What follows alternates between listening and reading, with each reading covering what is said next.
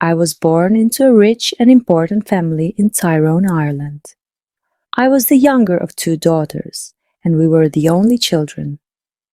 My sister was 6 years older than me, so we didn't play much together when I was young. I was only 12 years old when she got married. I remember the day of her wedding well. Many people came, all of them laughing, singing, and happy, but I felt sad when my sister left with her new husband, Mr. Karah. She was always very nice to me, nicer than my mother, and so I cried when she went away to her new home in Dublin. My mother and father didn't love me. They wanted sons and were not very interested in me.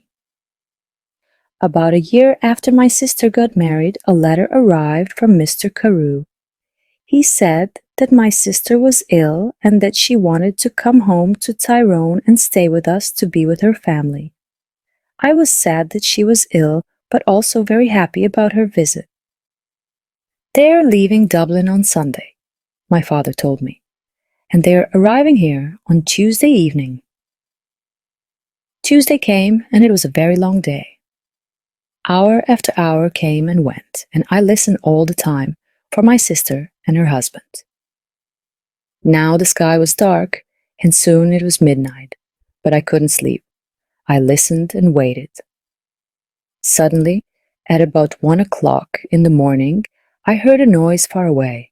I ran out of my bedroom and down to the living room. "They're here! They're here!" I called to my father, and we quickly opened the front door to see better.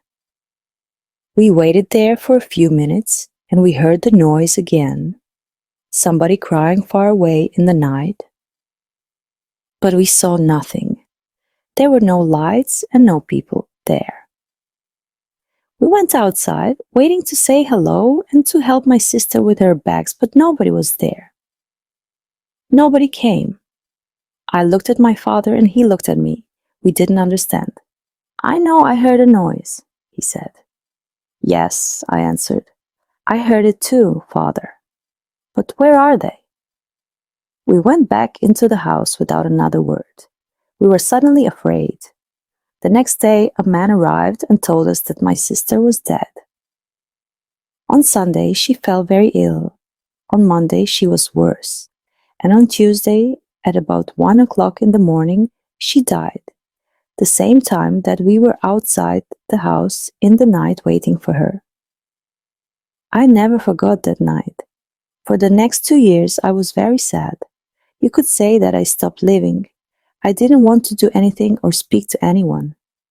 Mr. Karah soon married another young woman in Dublin, and I felt angry that he forgot my sister so quickly.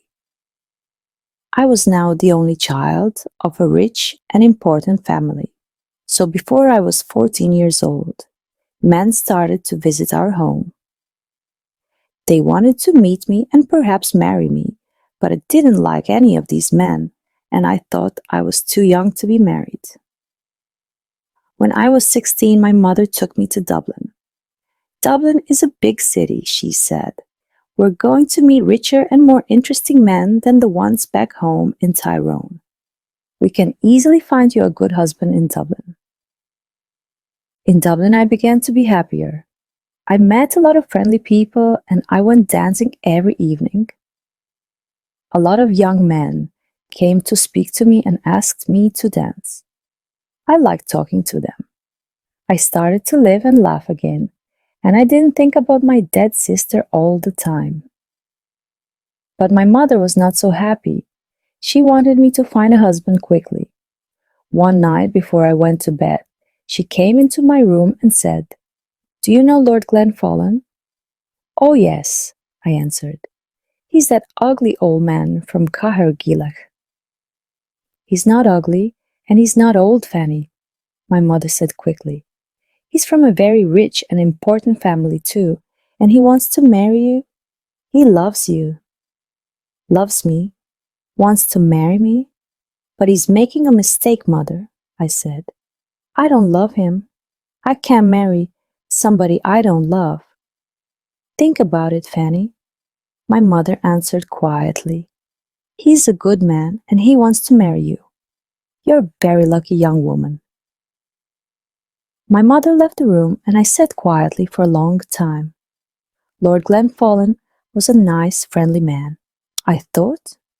I didn't love him, no, but I did like him. He always talked about interesting things. I never felt happy at home with my mother and father, but I always felt better when I talked to him. The next morning, when I saw my mother, I said only one word, yes. Lord Glenfallen and I got married the next spring, and 2 days after our wedding, we said goodbye to my family and left Tyrone. 3 days later, we arrived in Karah, Gilak, and I saw my husband's beautiful house for the first time. It was near a river, and there were many trees and flowers in the garden. Birds sang in the trees and the sky was blue. I stood next to him and looked at it all, and I felt very happy. "Come, my love," said my husband. "You must come in and meet Martha. She cooks and cleans and knows everything about the house." So we went into the house, and I met Martha, a friendly old woman with smiling blue eyes. She showed me around the house. Suddenly I felt excited to be there. It was a very happy place. Women sang in the kitchen.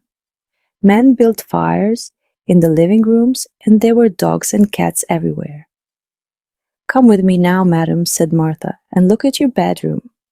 Then we can take up your bags, and you can wash before dinner." I followed her, and soon we arrived at a big brown door. "This is your room," she said, and she opened the door. I stood and looked, suddenly cold with fear. In front of me stood something big and black. I didn't know what it was. I thought it was an old coat, but without anybody inside it. I jumped back quickly, very afraid, and moved away from the door. "Is something wrong, madam?" Martha asked me. "Nothing. Perhaps it's nothing," I answered quickly. "But I thought I saw something in there. I thought I saw a big black coat when you opened the door." Martha's face went white with fear. "What's wrong?" I asked her. "Now you look frightened." "Something bad is going to happen," she said. "When someone sees the black coat in this house, we know that something bad is going to happen soon to the Glenfallen family. I saw the black coat when I was a child, and the next morning old Lord Glenfallen died. Something bad is going to happen now, madam. I know it." We went down to have dinner. I felt unhappy and afraid, but I didn't say anything to my husband about the black coat. I wanted to forget about it and be happy again. The next day, Lord Glenfallen and I went for a walk together to look around the house and gardens because I wanted to know my new home better. "I like this house and all the people here," I said, "and I'm happy to be here with you. It's much better than Tyrone." My husband was quiet for a long time. He walked with his head down, thinking. Then suddenly he turned to me, took my hand and said, "Fanny, listen to me. Listen carefully. There's something I must ask you. Please only go into the rooms in the front of the house. Never go into the rooms at the back of the building or into the little garden by the back door. Never. Do you understand me, Fanny?" His face was white and unhappy. I understood his words, but I didn't understand why he was suddenly a different man here at Gilak. He never smiled or laughed anymore. Perhaps the back of the house was dangerous, I thought, but he didn't want to talk about it anymore. We went back to the house without speaking, and again I tried to forget his words and to be as happy as I was before. It was about a month later that I met the other woman for the first time. One day, I wanted to go for a walk in the gardens. It was a beautiful day, and I ran up to my room after lunch to get my hat and coat. But when I opened the door of my room, a woman was sitting near the fire. She was about 40 years old and she wore a black coat. Her face was white, and when I looked closely, I saw that her eyes were white too. She was blind. "Madame," I said, "this is my room. There is a mistake." "Your room?" she answered. "A mistake? No, I don't think so. I don't think there's a mistake." "Where is Lord Glenfallen?" I asked. "Down in the living room," I said. "But who are you, and why are you here in my room?" "Tell Lord Glenfallen that I want him," was all she said. "I must tell you that I'm Lady Glenfallen, and I want you to leave my room now," I said. "Lady Glenfallen, you are not," she cried, and hit my face very hard. I cried out for help, and soon Lord Glenfallen arrived. I ran out of the room as he ran in, and I waited outside to listen at the door. I did not hear every word, but I knew that Lord Glenfallen was very angry and the blind woman was very unhappy. When he came out, I asked him, "Who is that woman? And why is she in my bedroom?" But my husband didn't answer me. Again his face was white with fear. His only words were, "Forget her." But I did not forget her, and every day it was more and more difficult to talk to my husband. He was always quiet now, always sad and afraid. He sat for hours looking into the fire with his unhappy eyes, but I didn't know why, and he didn't want to tell me. One morning, after breakfast, Lord Glenfallen suddenly said, "I have the answer. We must go away to another country, to France or Spain, perhaps. What do you think, Fanny?" He didn't wait for my answer, but left the room very quickly. I sat and thought for a long time. Why must we leave Gilak? I didn't understand, and I didn't want to go too far away from my mother and father in Tyrone. They were old now, and my father was sometimes ill. They didn't love me very much, but I wanted to be near them. I thought about it all day, and I didn't know what to say to my husband when he arrived back in the evening and came to dinner. I said nothing. After dinner, I was very tired, and I went up to my bedroom early. I wanted to have a good night's sleep and think about it all again the next day. I closed my eyes and went to sleep, but I did not sleep well because I dreamed of the black coat. Suddenly, I woke up. Everything was dark and very quiet, but somebody was at the end of my bed. There was a hand with a light, and behind the light was the blind woman. She had a knife in her other hand. I tried to get out of bed and run to the door, but she stopped me. "If you want to live, don't move," she said. "Tell me one thing. Did Lord Glenfallen marry you?" "Yes, he did," I answered. "He married me in front of 100 people." "Well, that's sad," she said, "because I don't think he told you that he had a wife." "Me? I'm his wife, not you, young woman.